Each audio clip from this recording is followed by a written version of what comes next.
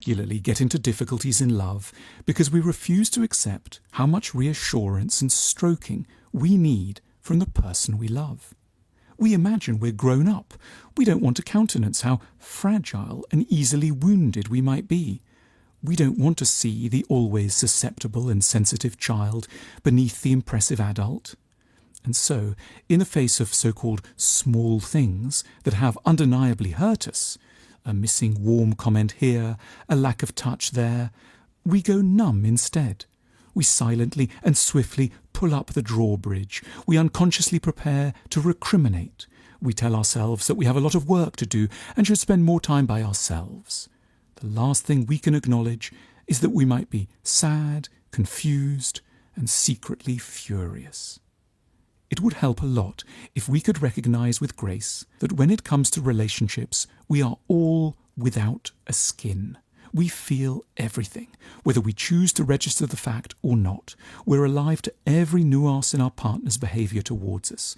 We notice and are pained by every piece of distance, every movement of incomprehension, and every minor slight. It is obviously profoundly tempting to deny such exposure. Who wants to be constantly reminded that they have, in effect, forfeited their independence to the moods and inclinations of a wholly autonomous fellow human? How much more comforting to subsist under the illusion that we might be immune to minor slights, and that our spirits remain substantially in our own hands. And yet it would be fairer and a good deal cleaner to accept that once we are in love, we have no option but to feel everything that goes on between ourselves and a partner. We have to know on a daily, even hourly basis that we continue to matter to them. It's no use pretending to be made of rock, of attempting to be recklessly and eventually angrily and coldly brave.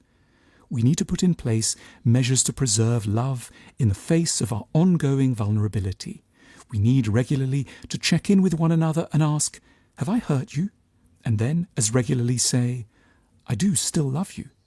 It's no sign of being infantile to approach love with immense, almost implausible sensitivity.